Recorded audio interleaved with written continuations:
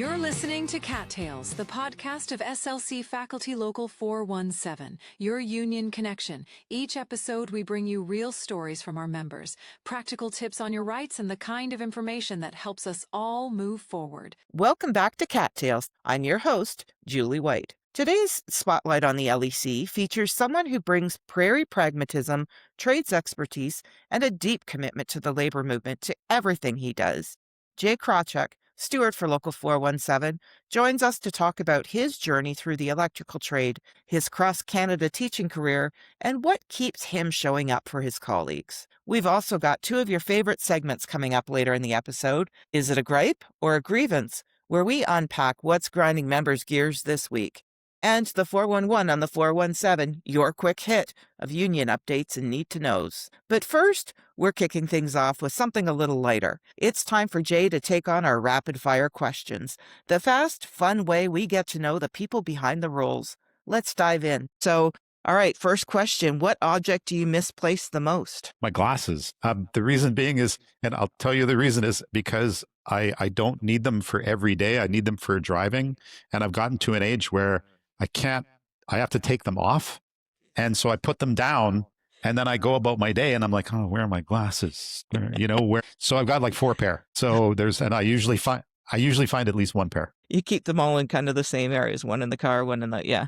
What's your favorite weekend activity? Getting outside when it's nice. I mean, I'm not a huge camper, never have been. Growing up on the prairies and a kid on the farm, you spend all your day outside. And on the trades, you spend all your day outside. But I really like going for walks and I enjoy the weather. I mean, it's minus 12 outside right now, but beautiful and sunny. It reminds me of the prairie winter days. Beautiful. So, I enjoy the outdoors. I'm looking forward to Victoria because it's plus 10, even though it's drizzling. The grass is green. All right. What's your favorite store? Oh, my wife should answer this. I mean, it's always Home Depot. Come on. I'm a trades guy and I'm a farm kid. One of my favorite stores. I have to admit, though, I do love a great grocery store. I enjoy cooking, so going in and finding really good produce or something like that, or a really good deal on something is always fantastic. So I'd have to split my time between a really good grocery store or Home Depot. That's a trades guy's answer, right? All right, and Home Depot because it's got the Milwaukee tools. The funny thing is, I'm buying tools for my son.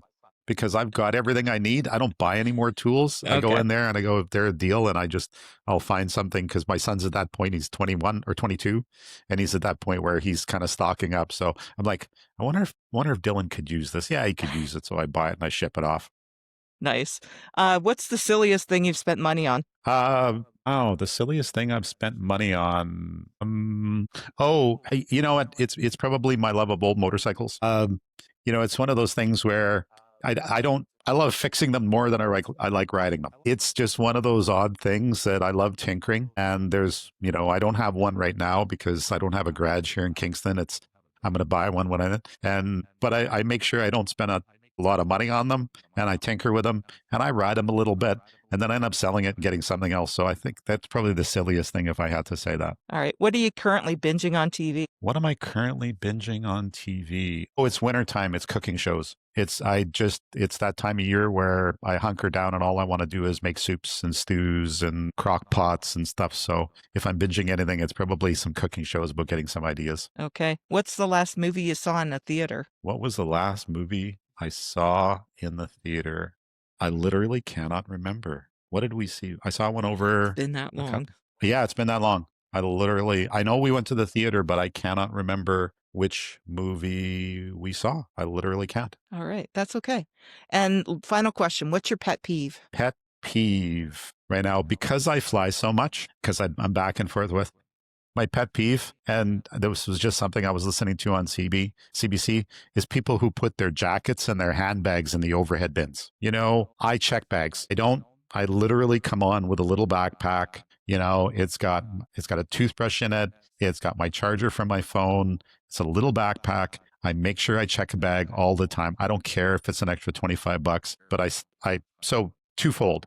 People who bring in these massive carry-ons. I don't know how they get them passed, but that's another thing. But they get these massive carry-ons. Okay, those go in the overhead bins. But people who immediately get on the plane, put their carry-on in, take their bag and their jacket and their shoes and their false teeth, and they put them in the overhead bin. I'm like, really? really? In my spot, not even in their own. And then they put it in the overhead bin right where I'm sitting. And then they go back 4 aisles and sit in their spot. I'm like, really? So, And then they come and bug you 5 times during the flight to get like, something really? out. Really? You're going to get that right now, right? When I'm just falling asleep right now. All right. Awesome. You survived the rapid fire. Well done. Okay. I'll All try right. to remember the movie. I know we went It's one okay. about 6 months ago, but I just literally can't remember what movie we went to see.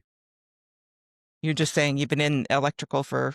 I grew up in a small town on the Canadian prairies. I grew up in Manitoba, and I finished high school and I took university entrance courses in high school, but could not see going into university. I just didn't see something in it for me. And luckily enough, the local electrician in my hometown was a friend of my father's and knew me and offered me a job. And I was always interested in electrical. I was always curious about it. So started in that industry and really have never looked back. Started in the apprenticeship. Took a year or so break when times were a little bit, there was a recession in the mid 80s. So took a bit of a break and ended up in Alberta working on large commercial seed farms out there, kind of on and off for a couple of years, and ended up coming back to it and just continued on. So that's 43 years now. I just turned 60.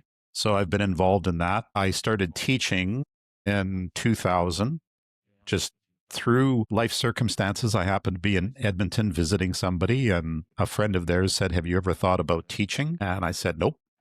And so the person said, a good friend of mine actually is the chair of the electrical department at Northern Alberta Institute of Technology in Edmonton. So they said, "Would you like to meet them?" I said, "Sure, that would be great." So set up an informal meeting, and they mentioned that they were going to be hiring and to put a resume in. So I basically quickly typed out a resume. As any electrician, I didn't have a resume. So I had to relearn how to write a resume and put it in. And within 6 months, I was teaching at NAIT in Edmonton in 2000. So a couple of years ago, I actually crossed over. I've been teaching more years than I was on the tools, as they say. It's been a great run. I started at NAIT in Edmonton, there for 5 years. My partner, she was doing a PhD at the University of Alberta. So I got offered a job at Molson College in Victoria. So we moved to Victoria, spent 5 years there. My wife then finished her PhD, got offered a job at Dalhousie University in Halifax. So we moved to Halifax. I got a position at Nova Scotia Community College, teaching in the trades programs. And then when did we move here? 2015, we moved to Kingston. My wife accepted a position at Queen's, and I've been at St. Lawrence College ever since. So it's 26 years now. A lot of different programs, a lot of Canada, probably Canada I never would have seen, or at least not in that, and not to work and live. Our kids got exposed to so many different environments and so many different cultures, and just that within Canada, because there are cultural differences across Canada when you go from the prairies to the West Coast to the East Coast and then to Ontario, there are generally different shifts across the board. In my career, and even going into electrical, I've been part of 5 different unions. So I started out in the electrical industry working in Winnipeg. I was part of the IBEW, International Brotherhood of Electrical Workers, for several years. When I started teaching at NAIT, we had the NAIT Academic Staff Association, NASA. It was an internal organization. Then at Molson College in Victoria, we were part of BC Government Employees Union, BCGEU. And then in Nova Scotia, I was part of the Nova Scotia Teachers Union. And then coming to Ontario, part of OPSU. And in terms of the way the trades are treated across the provinces, were there a lot of differences that you saw in kind of the way trades are supported or promoted? Absolutely. My first experience was being on the prairies, and I found that there was a large respect for trades. And I'll use Manitoba as the start of the prairies. If you go to the prairies, where the money was made is very different as compared to Eastern Canada, where Eastern Canada, especially Ontario, tended to be more white collar, got more of the respect, where the prairie provinces were really settled and developed by farmers. And usually it was immigrant farmers. Over, starting in the late 1800s, it was, people being brought in from other countries. I'm Ukrainian by heritage, and my family was one of the first waves to come in right around 1900. It was the group of people from Ukraine and Poland, and the Canadian government was advertising in those countries to saying free land in Canada. So there was a lot of people that came over at that period of time to claim free land. So if you look at starting Manitoba and then you head north toward Edmonton, that's just the Ukrainian belt, as some people call it, that goes through there. Several years before, southern Alberta was settled by Danish and Norwegian, Scandinavian countries. A lot of the farmers in southern Alberta are from that area, so they came just a little bit before. But that whole area was broken, or I shouldn't say, the European culture and the European wave across the prairies was farmers. And following farmers is equipment manufacturers or equipment repair. So it was really developed by tradespeople. So I really found that the prairie provinces have a much greater respect for tradespeople, much better understanding, because pretty much every tradespeople, when I got in 40 years ago, it was usually the sons and daughters of people who grew up on a farm. It was really easy to get a job. A contractor would say, where did you grow up? And I said, I grew up on a farm, and they would just, you're hired. It was that differential. I think that's changed now because there's less and less people who are coming from the farms. The farm populations are much smaller now than they used to be. Again, it doesn't take as many people to run a farm, in today's environment than it used to. But that respect and rationale of how trades are looked at is definitely better on the prairies. I found that when you look at Edmonton, Alberta itself, especially central northern Alberta, was all developed by trades. The people were making money once they hit, Alberta was basically a farming area, and they hit oil in Leduc number 1 in the 1950s. To support the oil environment, to support the oil industry, you need a whole bunch of support staff, and those are predominantly trades. And those trades were making good money. They were getting paid well, and they put money back into the local economy. They build houses, they support the local stores. There's still that farm mentality because, again, these were kids from the farms. They're, okay, my dad's farming. I can get a job. I can support the farm.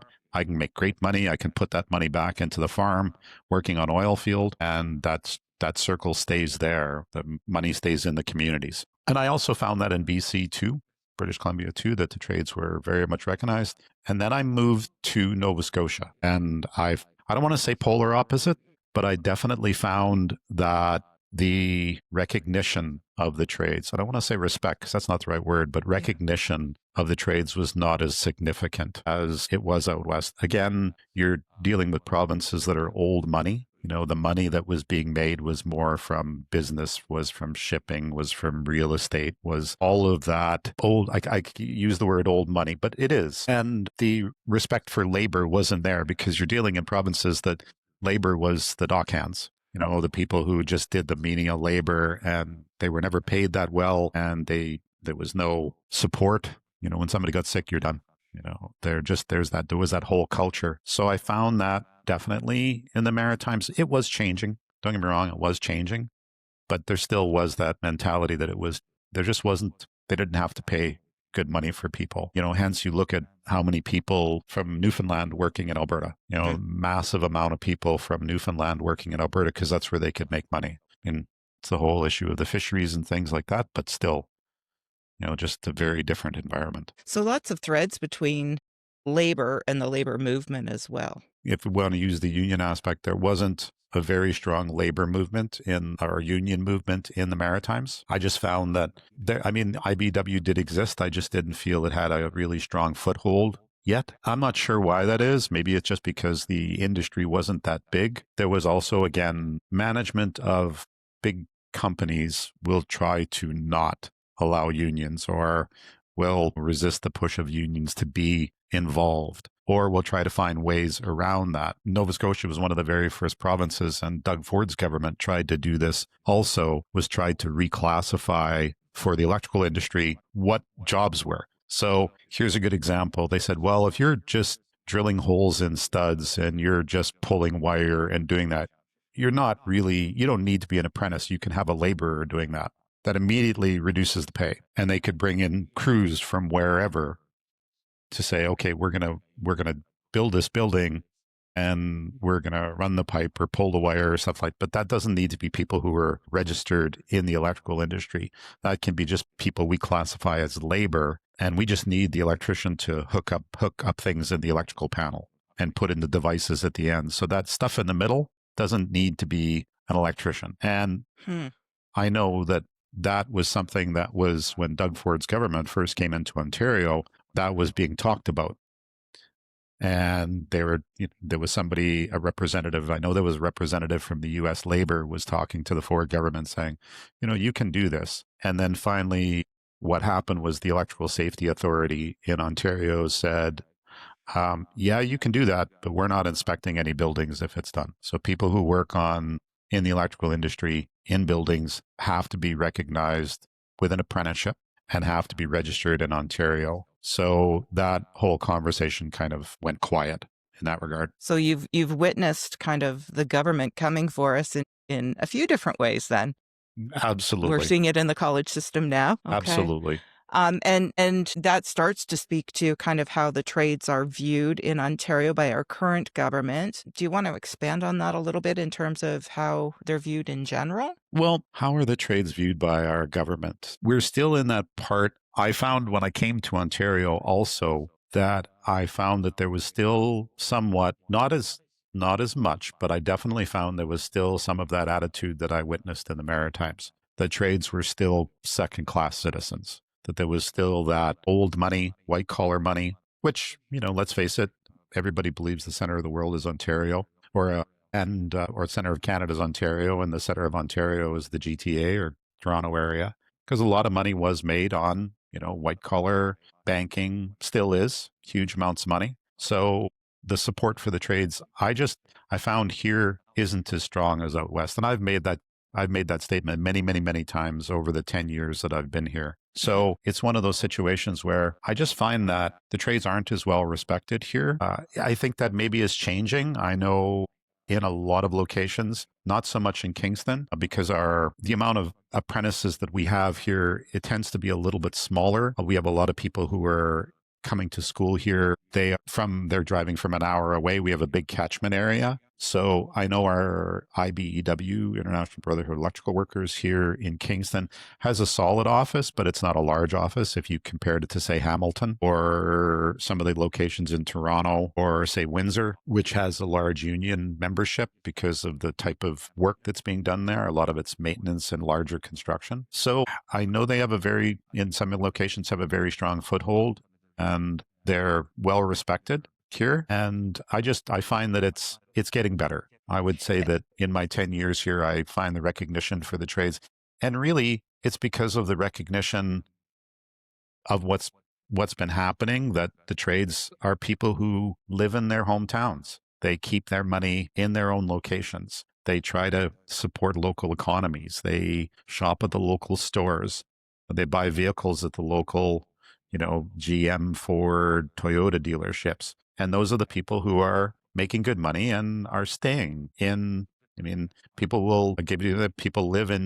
Yarker, but they'll drive to Belleville, or they'll drive to Kingston, or they'll drive to Brockville for work, but they want to stay in their local communities. It's not money that's coming in and then it's immediately disappearing because it's going somewhere else. So I find that that's the benefit for the trades. And it's relatively future-proof as well, right? We talk about AI and the impact in many different sectors, but when it comes to the trades, at least now, AI is not doing it. It's not wiring your homes. It's not, building an electrical capacity for a province. You're absolutely right. I can get AI to write a paragraph. I can find AI to, help me solve a problem with a math equation. But when it comes to getting somebody to come into my house because my stove isn't working and I bought a new stove and I plugged it in, it's got nothing to do with the stove. It's got something to do with the wiring. AI is not going to help you. We're a long ways away from robotics being able to come in and troubleshoot it. At least I hope so. At least I won't see that in my lifetime. But when it comes to that aspect of somebody walking into your house or into your business and you saying it's not working, and then the person who comes in will ask, okay, what happened? And then the answer is, well, I don't know. It just stopped working. And then you ask the next question is, okay, when it was working, was there something going wrong? Did you notice anything? Did you notice a noise? Did you notice this? Did you notice, has it been not working? Has it been sporadic? Has it happened, again, where it didn't work for a little while and then it kept working again? Those intuitive questions that you learn by working with other people, and you listen to other people work, or you listen to other people ask those questions, those are taught. We can program them into AI, and you can say to AI, oh, well, my stove isn't working, and they'll start saying, check this, check that. But that intuitive nature of being able to turn something on and hear it and going, okay, why is it making that sound? And that's something that we teach, both in the field as, on the job training, and something we actually do in school, where we'll do a lab and we'll mimic a problem and we'll say, okay, everything's working. This lab works great. I want you to hear this sound, and we'll unplug something or we'll change something and say, okay, this is a problem. So if you hear this in industry, that's what this problem is, or sounds like this. Sounds like this. Maybe AI is able to do that now. I'm not sure yet, possibly, but we'll see. And I've had students come back to me in the past and say, that problem you were talking about in class and you explained it and we heard that lab, we ran into that. We ran into that in the field, and that's what was happening. So, when you get those little tidbits of feedback from a student that you had 4 or 5 years ago, and they're now a journey person electrician, you come back and go, yeah, I did something right. Yeah. And that's kind of one of the things that I like to get everybody to build onto. What is it kind of about teaching? What are those things that you love about what you do and why you're a teacher? Mm-hmm. No, that's the great part of it is about, again, I've been teaching 26 years in August, and that's the great part about teaching. You have some wonderful moments. You got some down moments too. As with any teaching, you look at it and go, well, I just didn't have a great day. I didn't connect with the students. I didn't get a great response. I didn't feel anybody, was enthusiastic about the things I was saying. Because let's face it, there is some boring parts, but it's information. As with anything, even training courses that we take after 25 years, there's some parts that are administrative or boring, and we know it's good information, but it's really hard to knuckle our way through. And that for the students. So you try to make it as interesting as possible. So you are calling it a career soon? I don't know if I want to say calling it a career. Well, I'm wrapping up my time here in Ontario. My partner has accepted a position at the University of Victoria as a full tenured professor. And I've actually just been doing a bit of a long commute for 2 years. I come back and I teach here, and I spend my summers and my holidays in Victoria. Wow. So we tried it for a year, and it was really just, to top up pension and make a little bit of extra money. And so we said, okay, it's worked for a year. And I continued on for another year and just decided that, okay, we're making it work. It's, getting to the pension. And again, like I said, I just turned 6, but it's time. It's time on several fronts. Maybe go and revisit Camosun College again. Well, you're going to laugh at this. A good friend of mine actually is the chair of the department, is essentially my position at Camosun College. And she started teaching about a year before I left. And we became great friends in that year, and I've kept in touch over the years. And I do touch base when I get back into Victoria and go and visit for a coffee. She's essentially said, when you land and when you're here full time, let me know, and we'll work you into the system for some part-time hours here and there. And that'll suit me just fine. Yeah. Okay, so let's transition back into your role in the labor component. And how long have you been a steward with SLC Faculty 417? I think I've been a steward. It's been about 3 years now. And with the steward of the SLC faculty, I took over from Mike Roy. Mike Roy is the plumbing instructor here. And Mike was getting too busy with other things. So when Mike decided to step down as the steward, I put my name forward. I've always been involved in unions. Again, the same thing. I've been involved in 5 different unions over my career, and I knew that there was a gap. And in somebody taking that position, I found that I didn't see anybody else stepping forward to take it. I've always been a strong believer in unions. I've always been willing to help, whether it was showing up for committee meetings or just being part of a walkout, one-day walkout. I've been involved in a few of those. I've never been involved in as long a strike as we've had here for the instructors or seen as many strike votes. And that's indicative of there being a problem. So I found that just being involved in the role in that situation, I wanted to become involved a little bit more. So I've enjoyed my time as the steward here. It's also been a really big learning experience for me, simply because although I've been a member of the union, I've never been involved in situations where you're learning so much from the team around you or being involved from the administrative point of the union versus, just being a member at that period of time. It's been a great environment. I think one of the reasons that I got involved and have always had great respect for the unions is coming from growing up in a province that actually probably started the labor movement in Canada, which is in the Winnipeg General Strike was the first mass labor movement in Canada. And that's where a lot of the modern unions in Canada started from, or at least that movement in Canada, really starting from people being paid poor wages and poor living conditions. And these were people who were developing the city, and just the management at the time just trying to take advantage of people, which I saw here in Ontario, and that kind of prompted me to become involved in the union. And we're seeing kind of a decrease in unionization kind of across North America.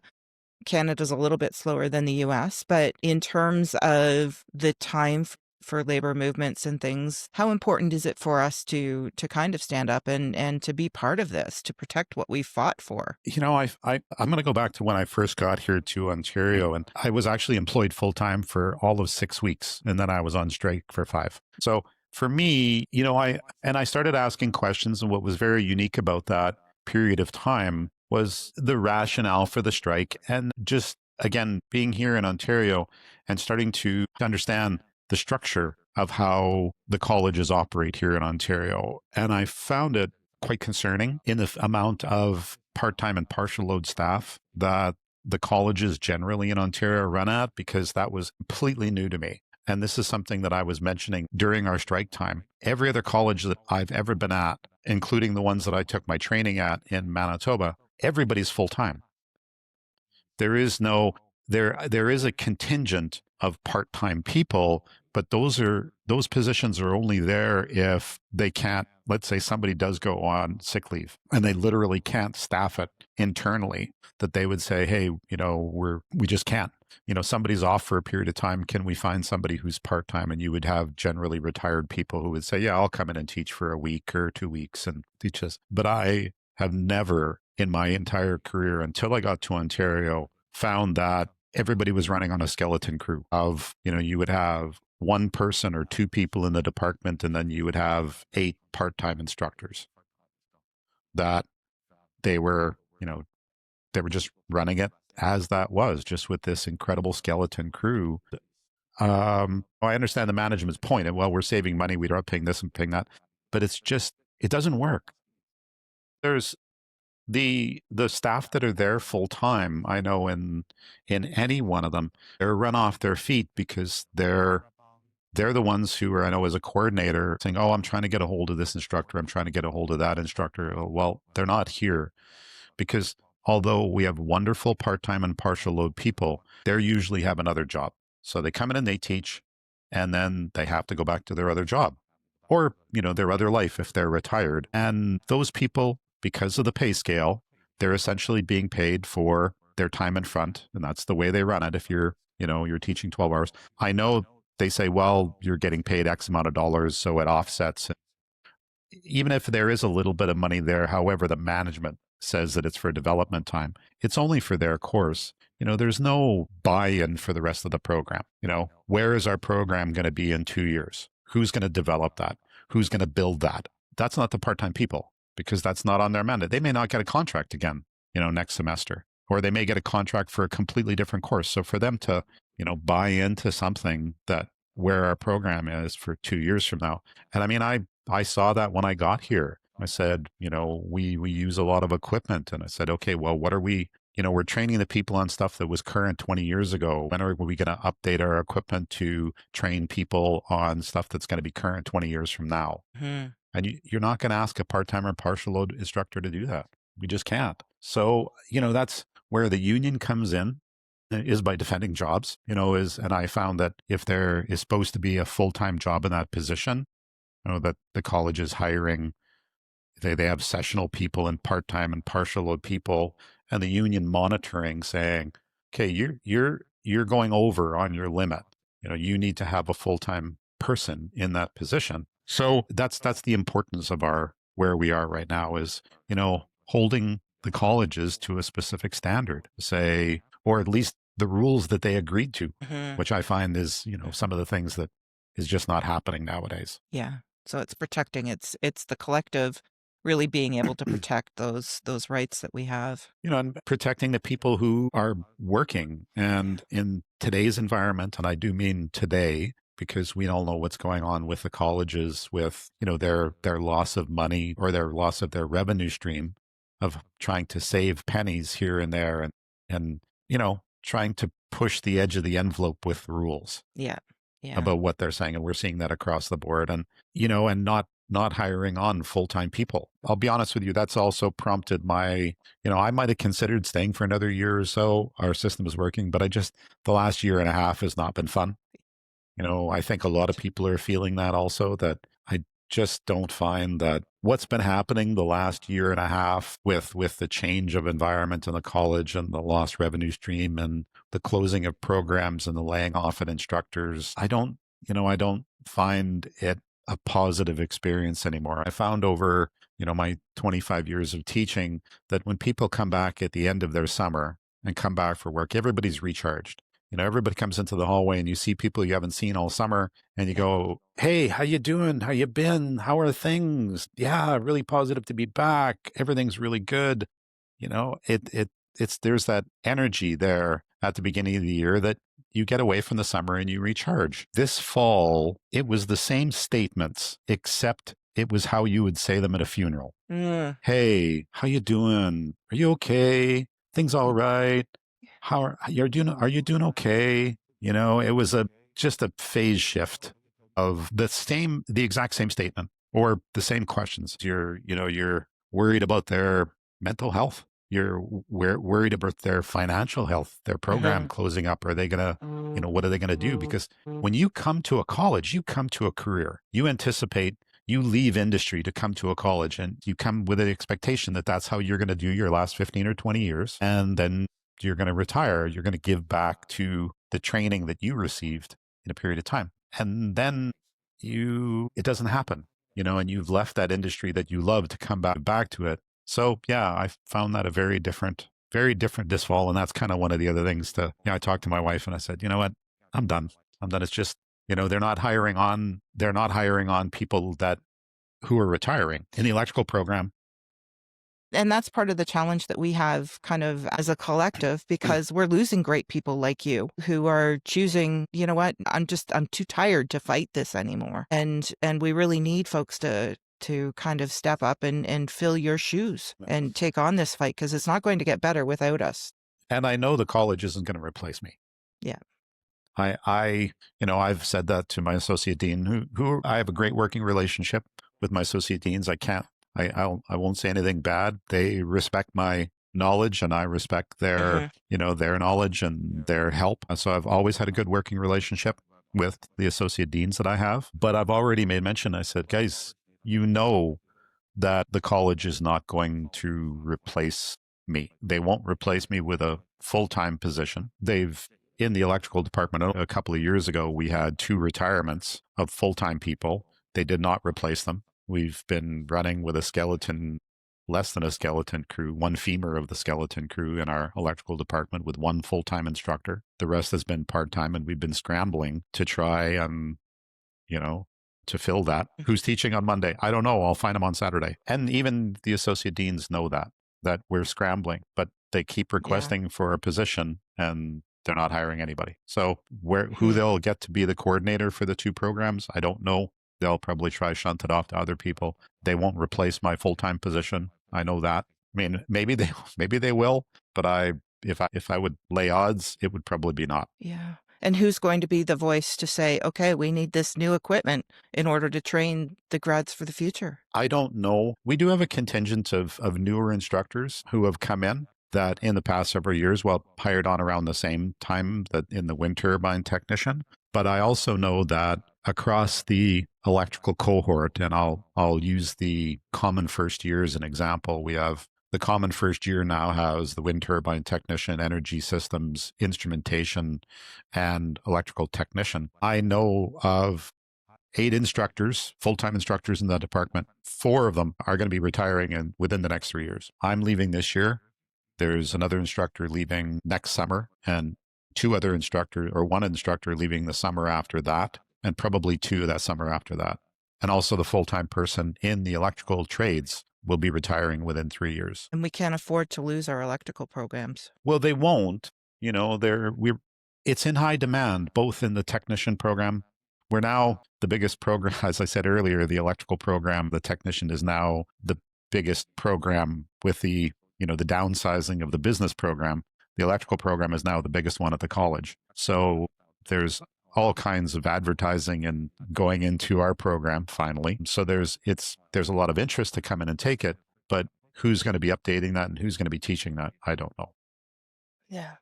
It's going to be, it'll definitely be interesting over the next period of time. Yeah. Some sobering thoughts. I mean, I've loved being part of the union. Again, I've been part of 5 unions and different types of unions because they're large and small. The NAIT Academic Staff Association at NAIT was only the college instructors. So we were it was an academic association, not a union, but it basically had the same mandates and the same collective type of agreement. BCGEU was massive, kind of like OPSU is. The Nova Scotia Teachers Union, we were the trades instructors were a very small component of that, because the teachers union, most of it was coming from a primary, secondary school. And everyone had its different, facet. I find that OPSU here with the SLC faculty, has been wonderful, has had a really active community, has had a really active administrative component, and it's been wonderful. There's been a lot of support across the board, incredibly knowledgeable, and it was great to be part of it. It was great to try and help out. And now, another fun episode of Is It a Gripe or a Grievance? Hey, Jillian, I'm a new counselor, 11 months into my role, and my supervisor just gave me 30 days notice of dismissal. This is the first time I have heard anything negative from my supervisor. They'd praised my work before. I've never been reprimanded. No reasons were given with the notice. I want the union to help. The unfortunate thing is if you haven't completed your probationary period, they can dismiss anybody for any reason within that 12 months. There's a couple of exceptions. If they have never evaluated you, given you full written evaluation, we could make the claim they're dismissing you because don't like your hair color or something. But if they're dismissing you and there's other layoffs, like the current situation we're facing in the college system, then it may not be about your performance, and they can just simply dismiss you because of your probationary status. The first thing that happens when there's a layoff is people on probation no longer have work. It's the collective agreement's way of saving jobs at the top end. And now, the 411 on the 417. All right, faculty, it's time for the 411 on the 417. Today, we're talking about a historic province-wide movement that's finally bringing everyone into the fold. For decades, the college system's been divided. We've had unionized full-time and partial load faculty on one side, and the non-unionized part-time and sessional folks on the other. But as of April 2025, that wall came down. This message is for the 15,000 part-time and sessional faculty members across all 24 colleges, but those especially at St. Lawrence. Whether you're teaching 6 hours or less as a part-time professor, or you're a sessional faculty member on a short-term full load, you're now officially part of OPSU SEFPO. And for the first time in Ontario history, your provincial bargaining team is at the table to negotiate your first collective agreement. But here's the reality. The College Employer Council isn't going to hand over a fair contract just because we asked. We need to show them that we're organized from Windsor to Ottawa and everywhere in between. OPSEU is looking for member organizers to lead this provincial charge. We need people from within our ranks to help build this power. As an organizer, you'll be the connection point for members who have been operating without a contract for years. You'll be educated on the landscape, conducting one-on-one outreach, and making sure every part-time and sessional voice in the province is heard. What you need to know. This is a provincial scope. It's not just a local project. You'll be part of a coordinated OPSEU-CEFPO effort across all 24 colleges. Who's it for? Well, it's specifically for part-time and sessional faculty. If you're partial load, so you work 7 to 12 hours, you're already covered under the academic contract. This new contract is for those who have been left out until now. And what's the support that's provided? It's a paid opportunity through union leave. You'll be booked off your usual college work and continue receiving your regular pay. Fully supported by OPSEU's provincial resources. And the timeline? We're looking for organizers for the winter 2026 term, starting right now through April. If you care about job security, fair pay, and ending the crisis of precarious work in our colleges, this is your chance to lead. No experience? No problem. OPSEU's going to provide you with training. Let's stop being temporary and start being a force. Check out the show notes for the link to apply or find it directly at opseu.org.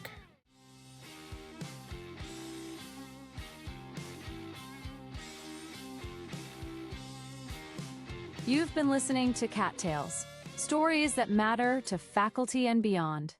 Don't miss an episode. Subscribe wherever you get your podcasts. Visit slcfaculty.ca and stay connected with us on social media.